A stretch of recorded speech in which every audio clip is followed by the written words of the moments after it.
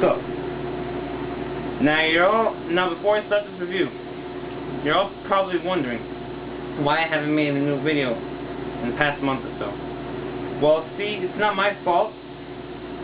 See, my brother was using this camera for something, and he used this tripod, which is exactly what I'm using right now, and the tripod fell down, and I can't say that it didn't break, but the lens went inside, I don't know how you say it, but you know, and then my dad had to take it to Best Buy to fix it, and he did, and it just came back yesterday. So now, I'm back.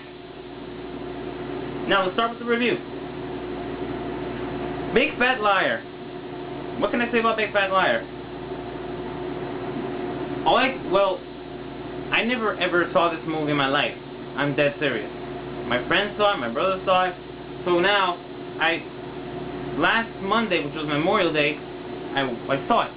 And I wanted to see if it was funny, entertaining in a way, and let's see what I'll tell you what I like about the movie. The movie is okay. It's okay, alright. But what I didn't like about it is that the movie is for kids. It's a children's movie. The lines are for kids, the acting is for kids, and maybe the plot. I don't know, that's what I think. So, first thing first. Starring Frankie Muniz, Paul Giamatti, and Amanda Bynes. So, Frankie Muniz plays as Jason Shepard. Now, here's how the story goes. He's always late to school. He rides his board, and gets bullied. Obviously, so, yeah, he has to write a report unless he wants to go to summer school. He names the report Big Fat Liar, and so he finishes the report later on, and he rides a bike to school, and he stops, he meets up with this actor named Marty Wolf, played by Paul Giamatti. He gets in a limo, and so they talk for a bit, and then they take him to school, and then Jason Shepard doesn't even realize that he left his report in his car. So, Marty takes his report, and he goes all the way to LA, whatever, and then he asks, and Jason finally realizes that Marty has the report. So he asks his girl, Kaylee, to help him to go to LA to get the report back. So then, what happens? Marty becomes a dick. Burns the report with his cigar, or cigarette, whatever.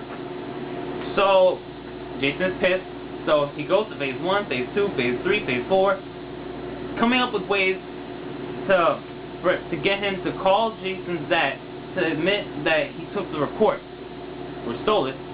So, that becomes a very difficult task.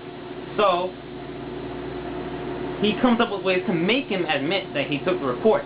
So he asks different people to help him, and they do. And then, first, Jason wants vengeance.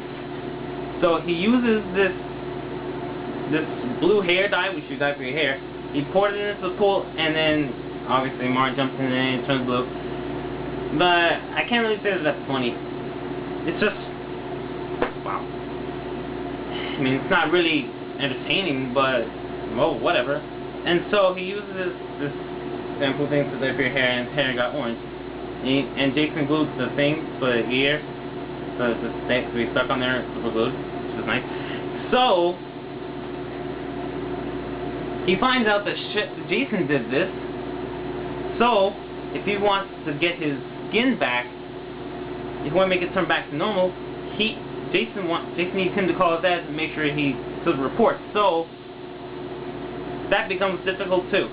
So then Jason and Kaylee have fun, and they do this and then have fun with their honeymoon, and so I can't tell you all the story, but I'm telling you most of it. So then Jason comes up with a plan, and he makes Marty chase Jason all the way to the point and do the slickest thing ever, because Marty is such a dick. He's really a horrible person. I don't know why he acts. He's just a dick to everybody, especially his staff and his employees, and like ripping stuff, and, like, you know, nah. And then so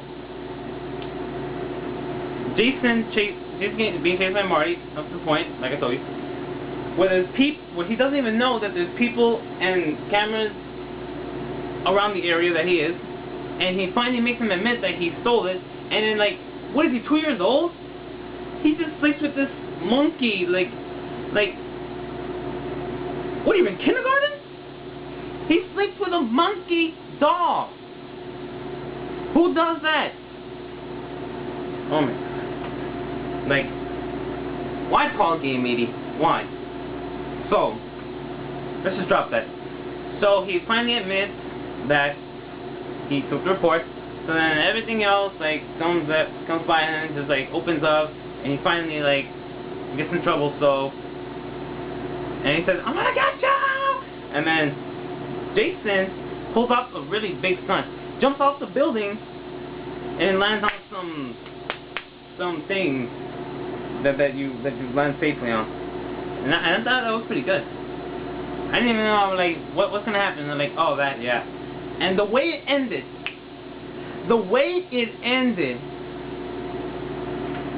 when the minute Marty got back from that clown costume and the skin was still blue, well, and traumatic blue, tell me. And you remember the big dude who was driving the monster truck? Yo, he was there, and I'm like, oh, I was laughing my ass off throughout the ending. And I was like, you tight, man, you tight. Damn. It's just funny. It's like, oh my God, it's the dude with the monster truck. And like, oh my God. All in all, I can say the movie's actually okay. It's good. For kids, I recommend kids watch it. Since it's not rated R or anything, but I didn't think it was gonna be rated R. I think it's just be, in between. But get this movie or something like that, you'll probably enjoy it. So yeah, once again, I'm back. I'm start making more videos. In the next review, I'm gonna review the Nightmare on Elm Street movies, the remake and all of them. Sweet, huh? But the box set right there, we don't have part 2. One of my friends has it, and he needs to bring it back. So once he brings it back, I'm going to do the review, and review all the movies. And then I'm going to review the Karate Kid, the remake. I don't know, something tells me it's going to suck. Because classic 80s, classic movies, such, like, 80s movies are classics, right? And I'm convinced, if I see if the Karate Kid sucks, I'm going to be convinced that they shouldn't be remade.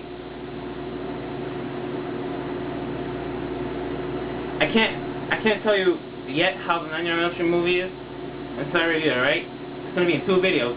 One for the remake, and the second is where I review every other single movie. Alright? Later.